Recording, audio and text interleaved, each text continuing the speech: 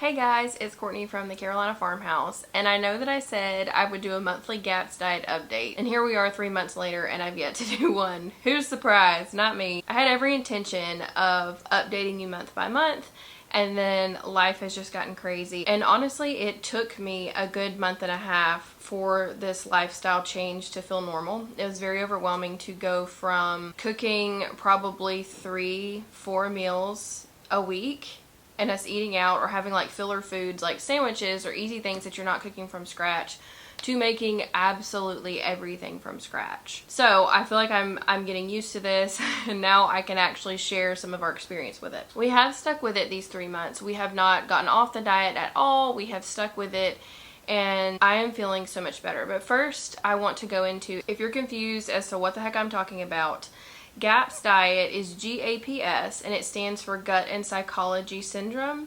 There are several books out about it. I will link some of the ones that I read so that you can do research. I'll also link the video where I talk about why we're getting on the GAPS diet, what my functional medicine doctor said about my health that made me want to get on the GAPS diet, and why we decided to do it as a whole family. So you can go back to that if you're confused. But for those of you who know what's going on and have been following along, I wanted to give this update. So I logged the first week on my notes in my phone, so that's what I'm looking at, just so that I would remember what we felt like. So we started off with the intro diet. We only lasted 2 days on that, and here's why. It was really hard on the kids. After the first day of being on the diet, the next morning they all were laying in the living room with vomit bowls because they were just throwing up. I know that that's a normal response. I felt super nauseous too, but I just couldn't watch my kids kind of go through that. So we moved to the full GAPS diet after 2 days. It was hard.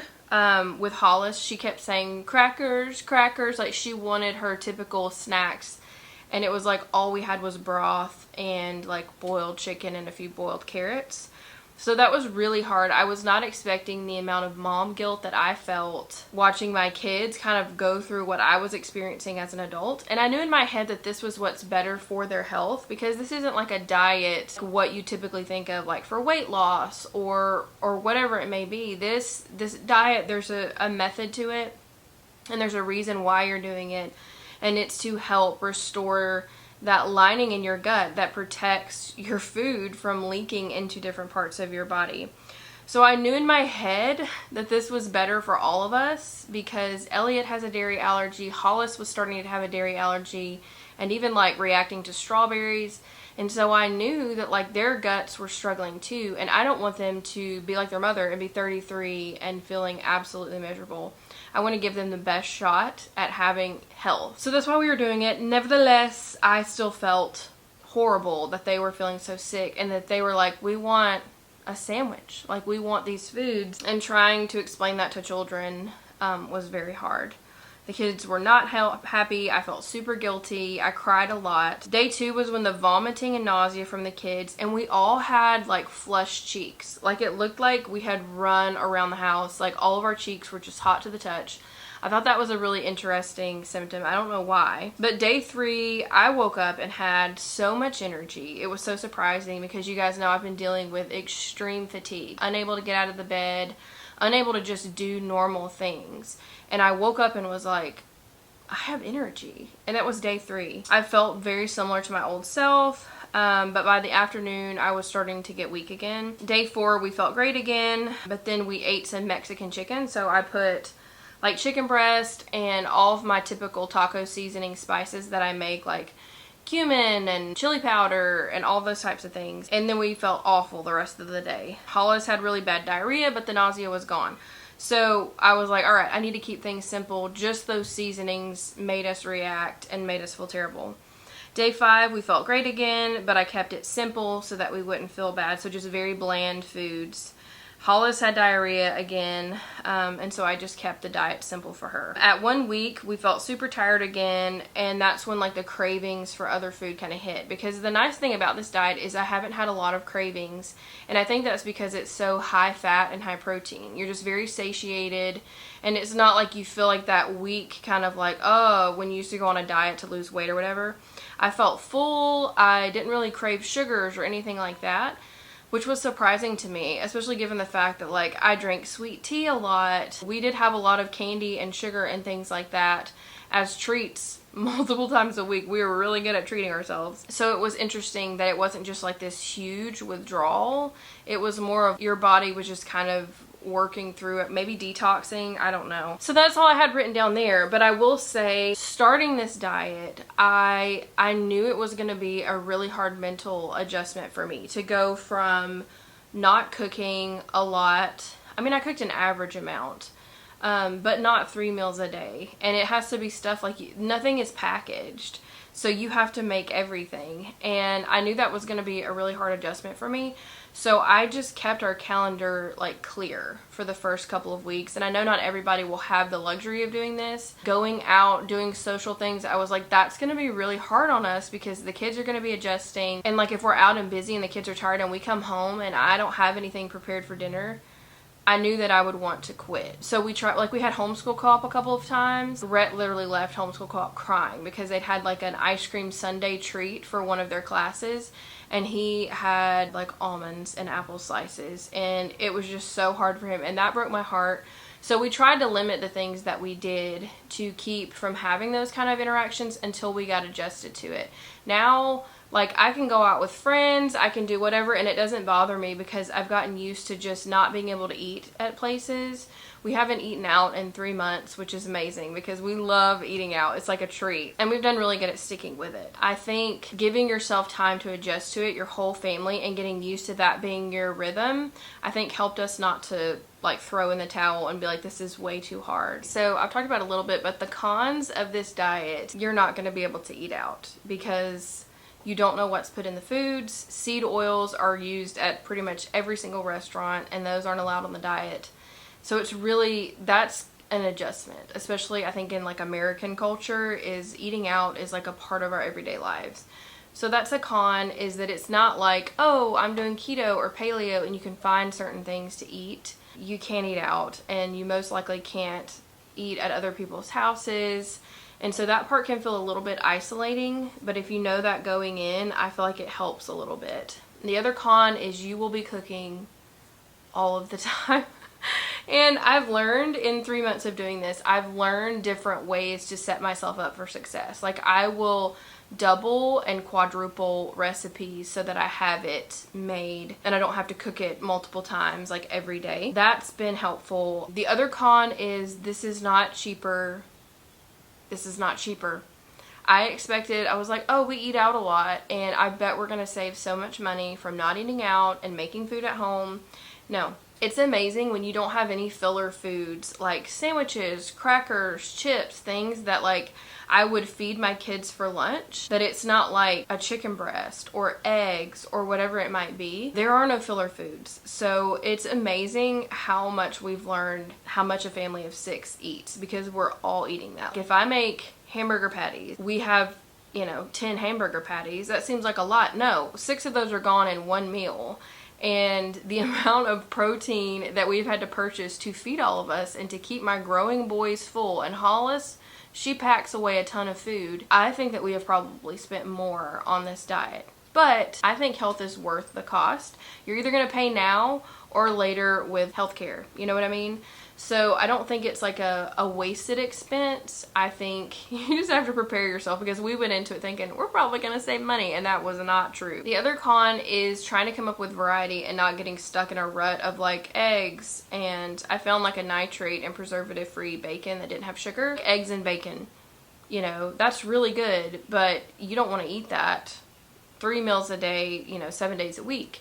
So I've had to get really creative in trying to come up with recipes that we can have, because it's not like you can, oh, I'm going to cook some ground beef and put it over chips and we'll have nachos. No, you can't have chips, you can't have beans. So you have to just get creative. And I feel like I have gotten in a rut at different times, and then I'm like, oh yeah, we could do that. My mom was really great at helping me come up with different recipes. She's like, you should try this. I just had in my mind anything prepackaged we can't have. And she and I went to Costco and she read it, and we found like several things that we could have. Even Aldi has the little guacamole cups that we can have. So I have prepackaged guacamole, and all I have to do is cut up carrots and cucumbers, and that's what we eat with the guacamole. And that had to change my mind set because I was like, oh, guacamole, you have to have chips with it. Well, you can't have chips, so I kind of changed it into, oh, we'll just dip our vegetables in it. You can't have rice or any of those other types of food either. So it's usually just like protein and like a fat, like avocados or bacon. And I cook in tallow and ghee and things like that. So we're getting healthy fats, and then it's vegetables and fruit. So it's just very simple, and you have to get creative and think outside of the box. I found like a natural peanut butter that had nothing in it, so the kids love apples, slices, and peanut butter. I did find some muffins that I can make that have almond flour in them, but I try not to make them very often because almond flour can be a little bit upsetting to your stomach. So just try to keep that stuff simple. That's all of the cons. And I'm trying to be honest with this in case you guys are thinking about doing a GAPS diet, because I think if you prepare yourself adequately and be like, this is an entire lifestyle shift. It's not just going to be like, oh, it'll be fine, we'll feel great. No, you're going to feel terrible at first. And you may be throwing up and like, what am I doing? But I think reading the GAPS book helps you know what's happening in your body, why you're doing this, and then adjusting your life to where you're giving yourself time to where your whole family adjusts to it. So let's talk about the pros, because I feel like the pros far outweigh the cons, especially now 3 months into this. The first pro is I feel so good. And I have not been able to say that for like a year. Probably more than that. I've dealt with health issues since I was about 18 or 19. Like I said, day 3, I could tell a difference, even though it took a little bit longer to see the full results. But I have energy. I'm not hurting constantly. I sleep well. I was taking a Unisom and turmeric and arnica and all these things just to get my body to stop hurting enough so that I could fall asleep. I don't take anything to go to sleep. And to me, that's amazing.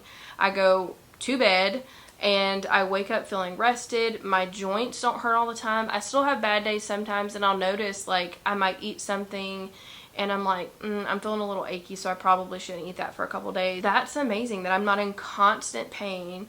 And I feel like since my body has stopped being in pain all over, I've noticed areas that continually hurt that I'm like, okay, this is an issue that might have been masked just by the overall inflammation and pain that I was having. Like between my shoulder blades and my neck, it hurts almost every day. And so I'm starting to get some massages more regularly. I'm seeing a chiropractor to help with that.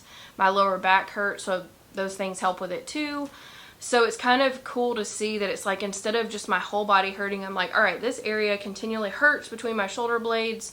I wonder what's going on there, and getting to the root of what could be causing that, because I think it's an issue different than just diet and inflammation causing pain. The next pro is weight loss. I needed to lose weight and I knew that, but I wasn't going into this diet for weight loss. I just would not do that because it is a huge commitment.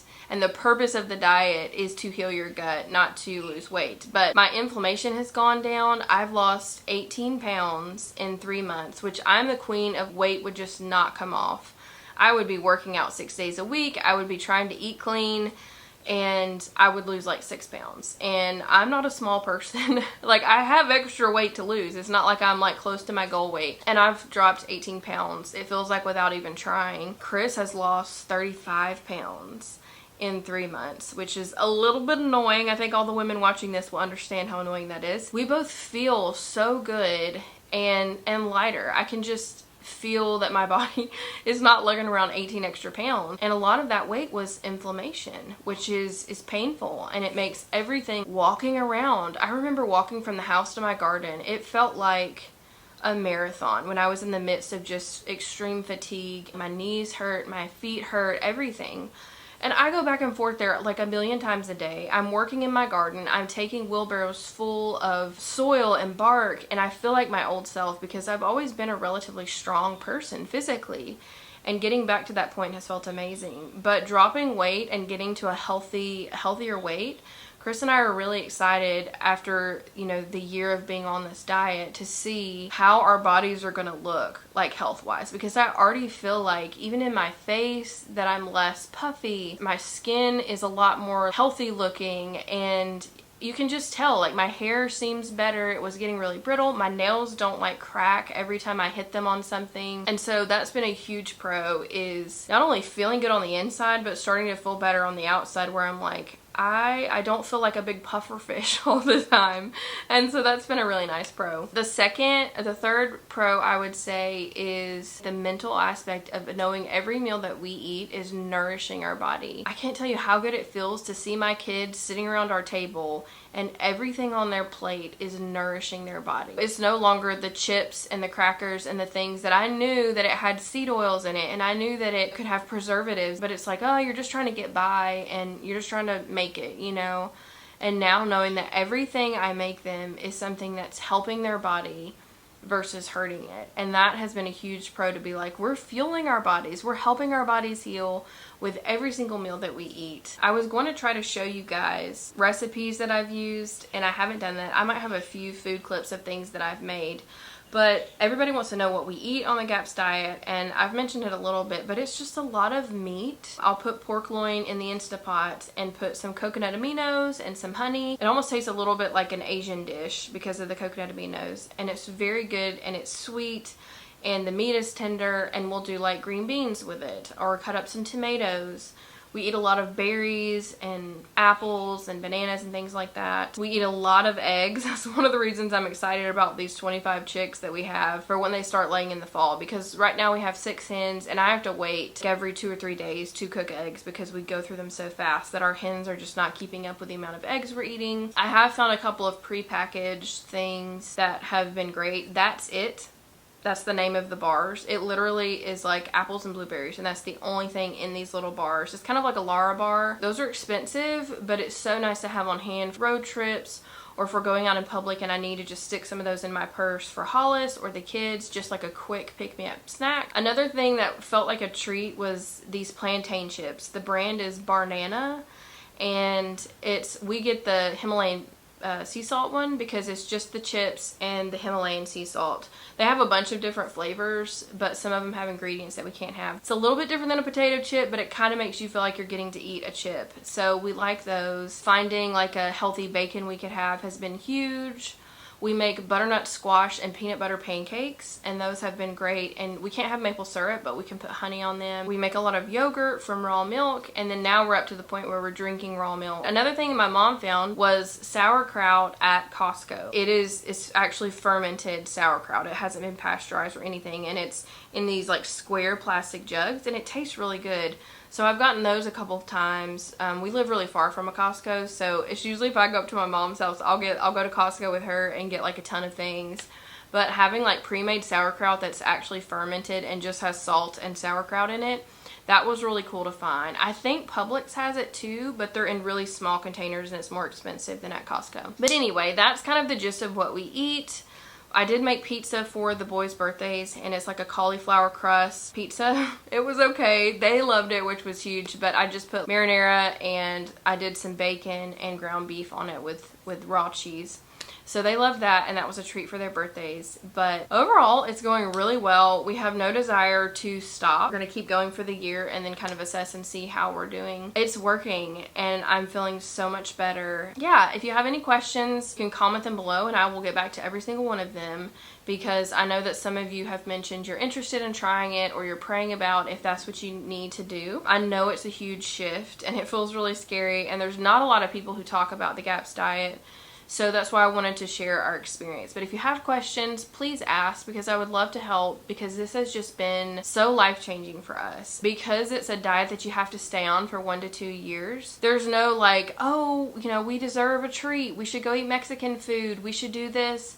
It's just, you have to stay on it because you're healing your gut, and there's a purpose for it. And it's not meant to be the way you eat your whole life. It's meant for a purpose, and you're supposed to stay on it for a time period, and then your gut is supposed to be healed, and you can eat like beans and things like that that you can't have on the diet. So I hope this was helpful. Let me know what other things you want to see. I might do like an every 3-month GAPS update, since that's a little more doable for my schedule.